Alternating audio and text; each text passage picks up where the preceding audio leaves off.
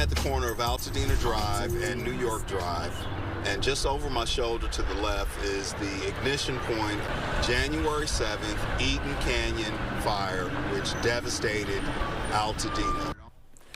After 17 deaths, more than 9,000 buildings destroyed, the Altadena community, we know, has a long, hard recovery to face ahead with the fires here. But what Altadena does have is a push toward resilience, and the progress is being documented by journalist James Farr. And James, you're using your platform on KBLA Talk 1580. We thank you for being with us. Talk about the day of the fire. Where were you? What happened with your family, friends, neighborhood? Absolutely. Thank you so much, Christine, for having me. Yes. Yeah, I got evacuated by the police. I was fortunate in one of those who received a notification by the police at about 8:30 on the 7th. My family had to leave immediately. We live closer to the Eden Canyon area. Scary. Extremely, terrifying, right? Extremely, and I was able to learn that the next day that my neighborhood was okay, but I would soon learn that 200 of my friends lost everything.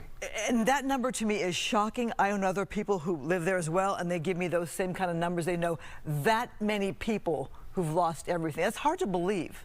Absolutely. It's devastating. I mean, it's still hard to imagine the science of fire, but, you know, I'm grateful for the vision of Tavis Smiley and the entire team at KBLA Talk 1580 for providing us with this platform to tell these stories. So let's tell everybody about what you're doing. It's called Altadena's, chronicling Altadena's recovery. What story do you want to tell? Sure, it's Conversation Live, Altadena Rising. We are the show of record. We are chronicling these stories for the nation. And as you know, Christine, folks have a short memory, right? And oh, yeah, people have moved on. They moved on, but as long as this black radio station is in existence and on the air, we want to talk about the roots, we want to talk about the resilience, recovery, and the rebuilding. And we should note that there's a tremendous black community in Altadena. We go back to the days of redlining where people could buy homes.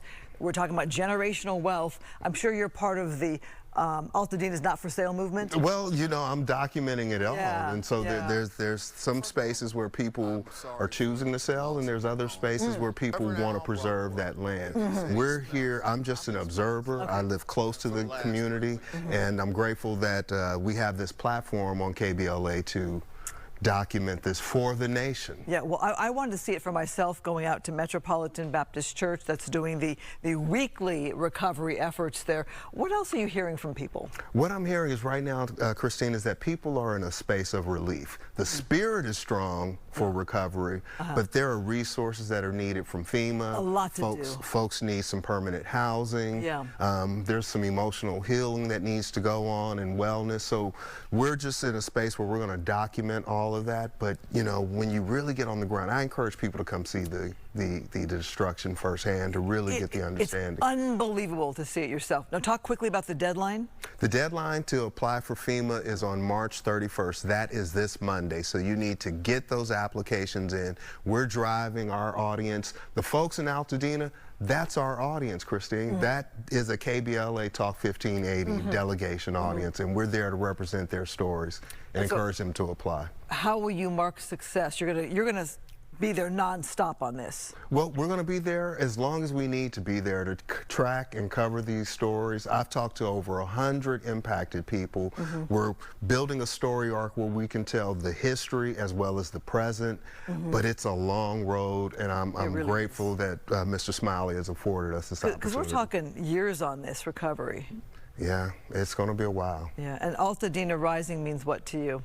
What it means is it really embodies the spirit of the community, right? If you know Altadenians, if you know Pasadenaans, you know that they're resilient, you know that they're tough, you know that they're tenacious, and you know that they will rise and recover. So it's not just a saying, it's a being, and that's what I've learned in my 25 years of living in this community. And I got to think you're seeing a lot of tears, a lot of hope, a lot of effort. Yes. And probably get a lot of hugs too. Yes, there's some joy there. There is some joy. It's not all doom and gloom, but I did remark early on that it was a closed casket. That's the level of devastation.